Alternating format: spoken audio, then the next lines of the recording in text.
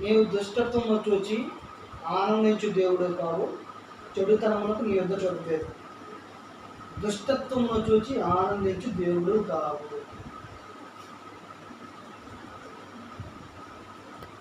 దుష్టత్వం అంటే ఏంటంటే దేవుడు చెప్పిన పనిని చేయడమే దుష్టత్వం. దేవుడు చెప్పిన పనిని చేయకపోవడమే దుష్టత్వం. చెప్పిన పనిని చేయకపోవడం దుష్టత్వం. ఇప్పుడు దేవుడు ఏం చెప్పాడు? నలుగురికి మంచిగా ఉపయోగపడండి అని దేవుడు చెప్పాడా? అది చెయ్యం, నాకు అవసరం లేదంటారు. ఎందుకు అని అంటే వారు లోకంలో వారు ఏదో ఆశించి ఏదో నిర్ణయించుకొని ఏదో చేయాలని జీవిస్తూ ఉంటారు ప్రజలు. ఇంట్లో చెప్తారు బయట తిరగొద్దు అంటారు, బయట మేము తిరుగుతాం అంటారు. సినిమాలకు వెళ్ళొద్దు అంటారు, మేము సినిమాకి వెళ్తాం అంటారు.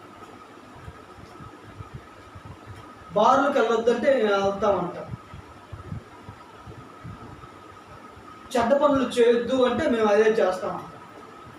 ఇంట్లో వాళ్ళు చెప్పిన మాటలో వినకపోతే కోపం వస్తుంది. దేవుడు ప్రపంచాన్ని నిర్మించాడు, ప్రకృతిని నిర్మించాడు. అందులో మానవాళికి ఉపయోగపడే ప్రతిదీ కూడా భూమి మీద ఉంచితే వీళ్ళేం చేస్తున్నారు? పలానా దేశం నాది, పలానా ఖండాలు నావి అని యుద్ధం ప్రకటిస్తున్నారు. అంటే ఇవన్నీ కూడా ఏంటంటే మానవాళికి ఉపయోగపడేటివా? దేవుడు ఏమి కోరుకుంటున్నాడు అంటే ఒకటే, మానవాళి భవిష్యత్తుకు మంచిది ఏంటంటే అందరూ కూడా స్నేహభావంతో కలిసిమెలిసి ఉండాలని దేవుడు కోరుకుంటున్నాడు. అదే దేవుడు కోరుకుంటుంటే మేము పోరాడతాం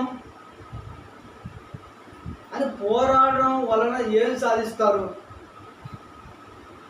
మంచికి ఉపయోగపడితే ఇబ్బంది లేదు, మంచిగా ఉపయోగపడితే ఇబ్బంది లేదు.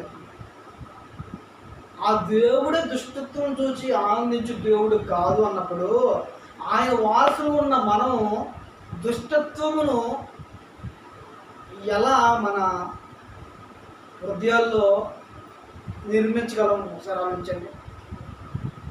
దేవుడు వద్దు అంటే మేము చేస్తామంటే ఎలా? పాపం నుంచి విడిపించబడాలంటే ఒకటే భక్తి అవసరం. దేవుడు ఏం చెప్పాడు? సేవ చేస్తున్నావా? కష్టపడు. భక్తి చేస్తున్నావా? కష్టపడు. అందరూ భక్తులు కష్టపడ్డారు ఆ రోజుల్లో. అంతలో భక్తులు కష్టపడుతున్న ఈరోజు బైబిల్ మనం చదువుతున్నాం. ఆ చదువుతున్న బైబిల్ కూడా నిర్లక్ష్యంగా జీవిస్తున్నాం. కరెక్ట్ కాదు కదా. భక్తి అంటే మనం ఒకరికి ఆదర్శంగా నిలబడాలంటే మనం ఎంత కరెక్ట్గా, ఎంత క్రమశిక్షణ కలిగి జీవించాలా? దేవుడు ఏం చెప్పాడు? నిన్ను వల్ల నీ పొరుగు వారిని ప్రేమించమన్నాడా? ఆధ్యాత్మిక జీవితంలో యుద్ధాలు ప్రారంభం అవుతాయి. అయితే ఒకటే గుర్తుంచుకోవాలి, ప్రతి ఒక్కరికి మారు మనసు అవసరం. ప్రతి ఒక్కరికి మారు మనసు అవసరం. బైబిల్ చదువుతున్న విద్యార్థులు కానీ, పిల్లలు కానీ, భక్తులు కానీ, విశ్వాసులు కానీ, సేవకులైన కానీ ఎవరైనా సరే కష్టపడాలి. వాళ్ళు కష్టపడడం అంటే పాపాన్ని జయించడం, పాపం నుండి జయించడం. పాపం మన శరీరంతో పోరాడుద్ది అనమాట. ఆ పని చేయి అంటది, నువ్వు చేయకూడదు. అలా ఉండాలి అంటారు, అలా ఉండకూడదు. అయితే బైబిల్ ఒకటే చెప్తుంది, నరులారా ఎంతకాలం నా గౌరవమును అవమానంగా మార్చదని అన్నాడు. దేవుణ్ణి ఆయన భూమిని నిర్మిస్తే, అందులో మనుషులు నిర్మించి అందులో ఉంచితే, ఆ దేవుని మీద తిరుగుబాటు చేసి ఏమంటున్నాడు తెలుసా? అలాంటి పిల్లల గురించి దేవుడు ఏమంటున్నాడు తెలుసా? చెరుకు చేయి పిల్లలారా జాగ్రత్త, నేను పిల్లలు పెంచి గొప్పవారిగా చేసితే నా మీద వారు తిరగబడి ఉన్నారని దేవుడు బాధపడుతున్నాడు. దేవుడి బాధ ఉంటుంది అంటే ఉంటుంది.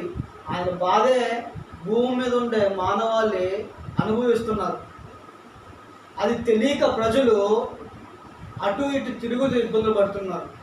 ఆ దేవాది దేవుడు బాధను తీర్చాలి అని అంటే ప్రపంచంలో ఉండే జనాభా భక్తిలో ఉండాలి.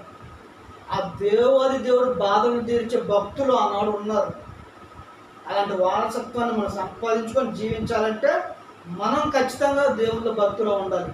అలాంటి భక్తిలో మనం పెరగాలని, అలాంటి భక్తి అంటే ఏంటో నేర్చుకొని ప్రకటించాలని తెలియజేస్తున్నాం. వందనాలు.